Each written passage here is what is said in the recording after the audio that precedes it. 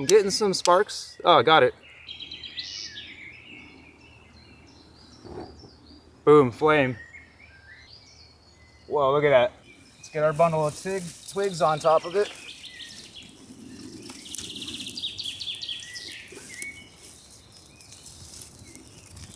And we have fire.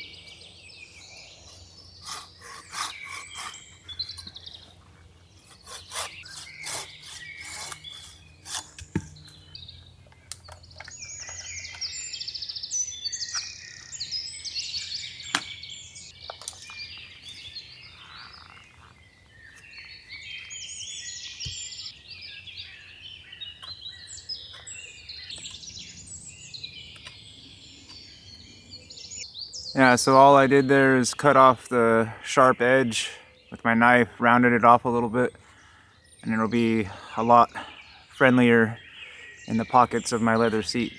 So there we go.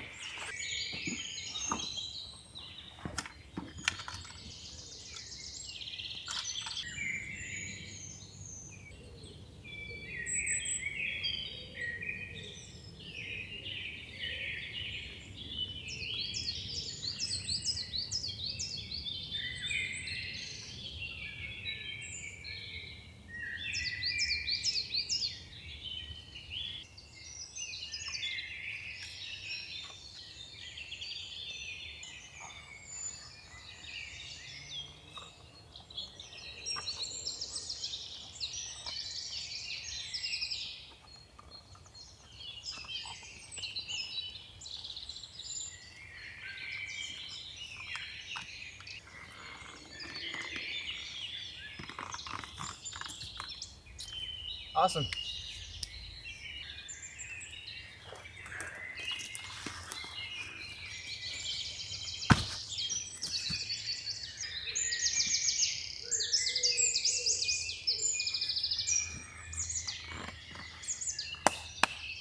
That looks pretty level. Let's finally get a coffee going.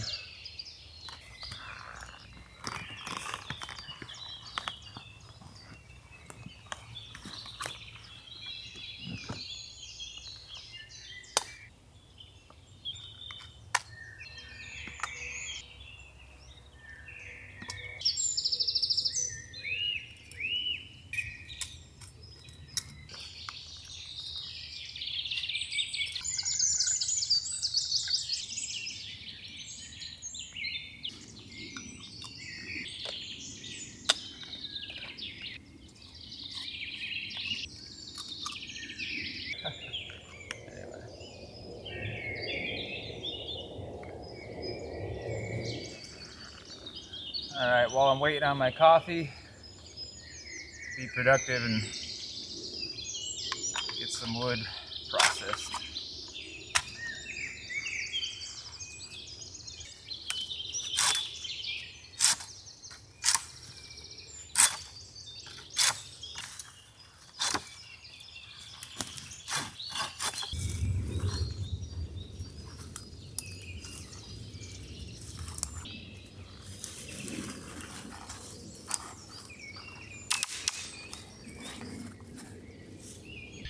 All right.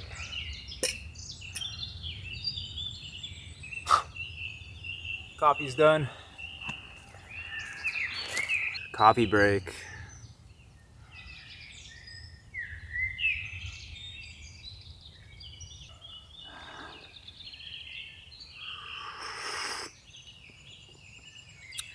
Delicious.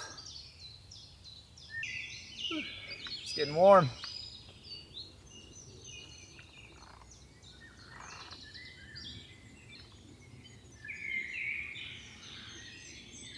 Yeah, so as the title of the video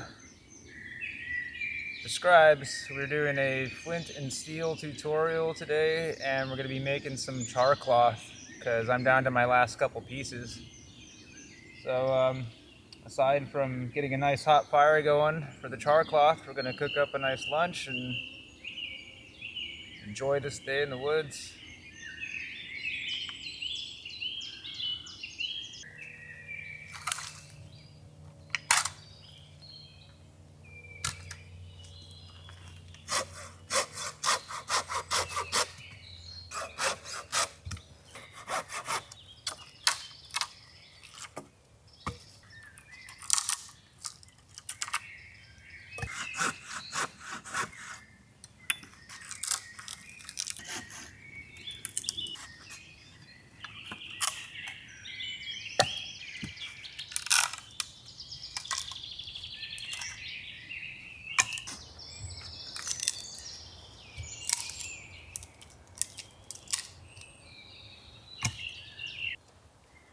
All right, so char cloth 101.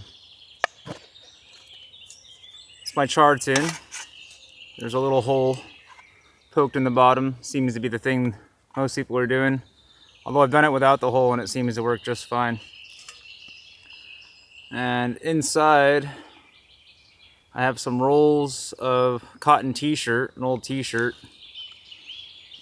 Show you guys basically, just cut it into strips like so. And I found it works pretty good. You just roll them up like a little taquito or something. Just like that. And that's what we're gonna char. So I filled it full with a bunch of little rolls. So I'm gonna put this entire tin right at the bottom of my fire from the very beginning, underneath all the kindling. And that's really all there is to it. And by the time the fire is done burning, at the end I'll pull this out and we'll have a bunch of charred t-shirt. So that's that step done. Gonna get the fire set right here behind me. Show you how we do that with some flint and steel here. I think we're going about right here for the fire. And as I said, I'm just gonna put the char tin right on the ground, right where I'm gonna set my fire. It's far enough away from my tarp. Should be a decent spot.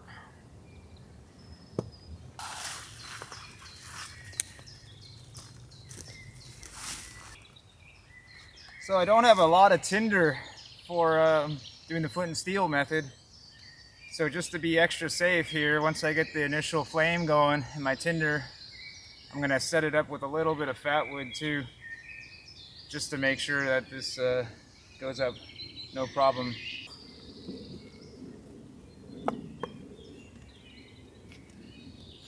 Basically feather sticking it out, but I'm cutting off all the shavings.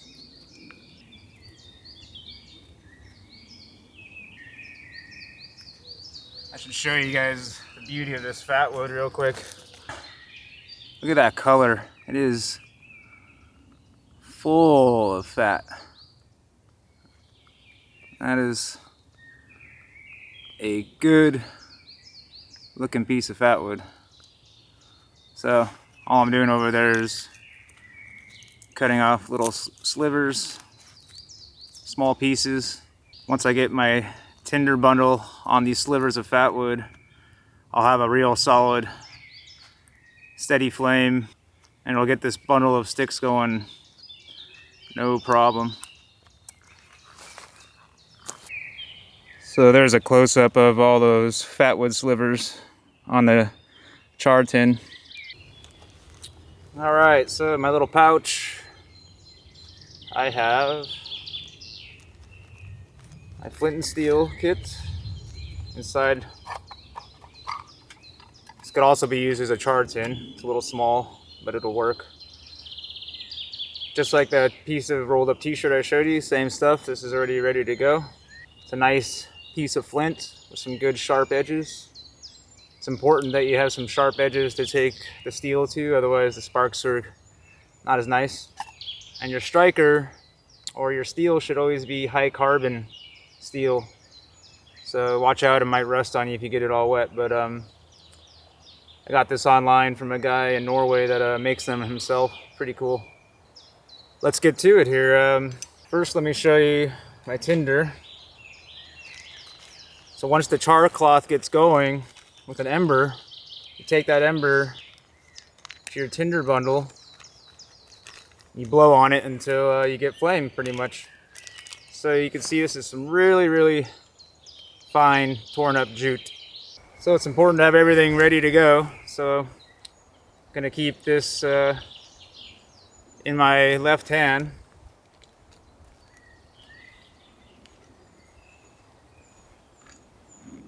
Right now it's pretty dry conditions, so I'm not worried about it really getting wet, but if it was really wet, this could be a lot trickier, and this will soak up moisture pretty fast, so always try to take some care of keeping your tinder as dry as possible, which is why I keep it in a plastic bag.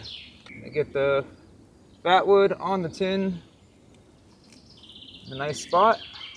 That's where it's gonna stay. Then I'm gonna take my flint and hold it in a way to where I can take my char cloth and cradle it underneath. This is the way I've found it to work best. The tricky thing is when you're striking it, you don't want to keep hitting your char cloth because it's pretty fragile stuff and it flakes away on you. So I found it works best to have a little piece sticking up out beyond it and try to shoot your sparks out to that tip there.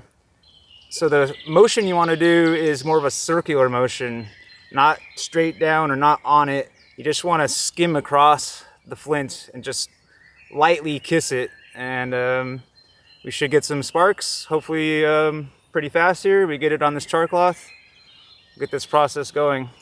Let's give it a go here.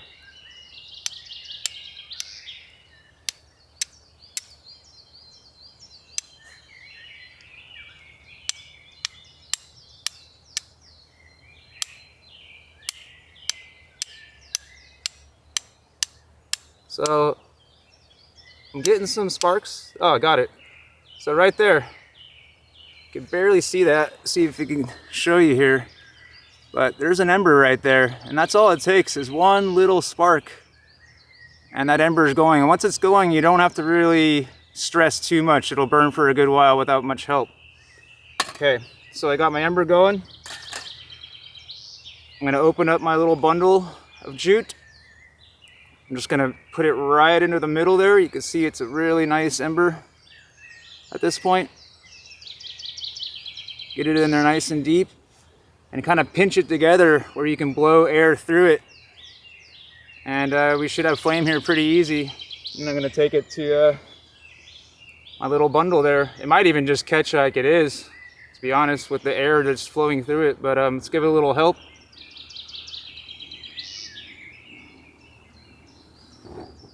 Boom, flame. Put that on my... Whoa, look at that. That went up like insanely fast. Way more than I needed on there. So anyway, I don't have much time now. Let's, before that goes out, let's get our bundle of twigs on top of it.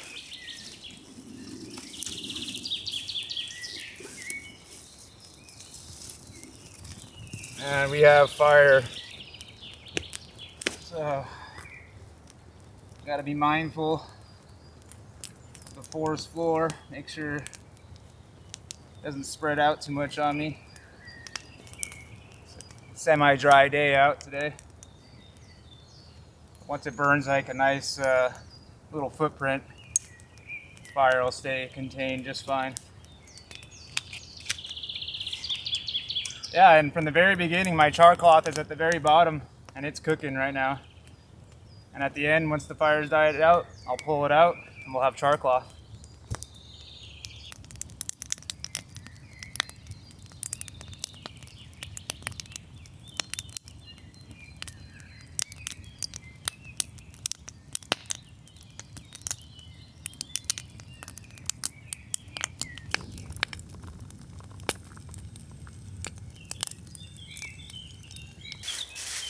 Made it to the butcher yesterday,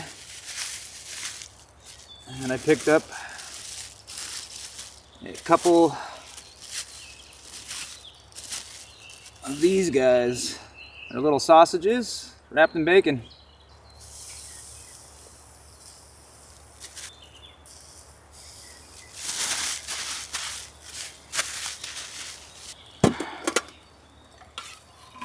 And I also got my vegetables here. Some zucchini, red and yellow bell pepper, and a mushroom on there.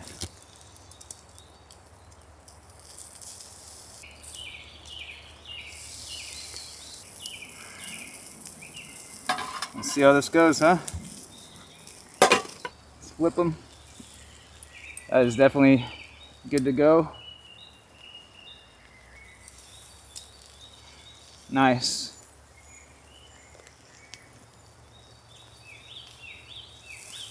Hey, this is working out pretty good so far.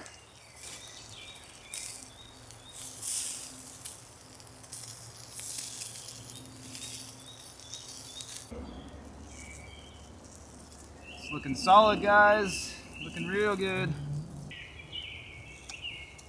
Just gonna take this kebab off. I think this one's done.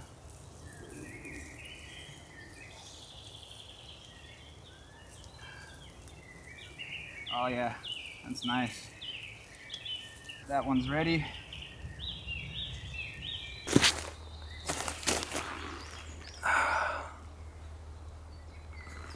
Calling that lunch. Killer. Yeah, I love this leather seat. I made it myself, guys. If you didn't catch the video where I first showed it to you guys, it's pretty awesome. All it is a triangle pattern of leather with pockets in each corner that fit 3 sticks tripod, and you lash them together as I showed you in the video earlier, and you're off the ground. And all you got to pack is the leather seat and some paracord, and then you make it in the field. Let's give this a go. Oh wow!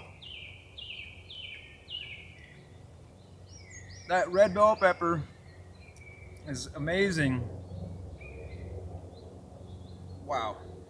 I'm usually just a salt guy, but I actually put some powdered onion, garlic, and paprika, as well as salt. And it is a flavor explosion. Let's give this mushroom a try. Ha! Phenomenal. It's a strong word, but I'm not using it lightly. It was really, really good mushroom. Let's give one of these bad boys a try. Oh, you know this is gonna be good.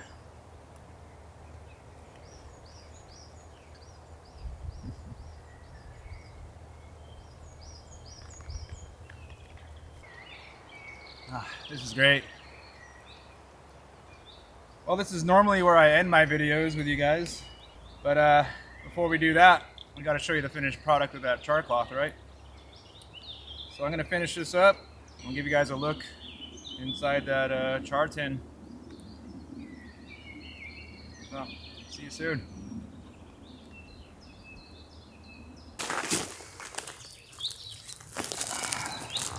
That was a great meal. Let's get these off to cool. There's the tin. Yeah, that's all there is to char cloth, guys. It's not rocket science. Load it with some cotton.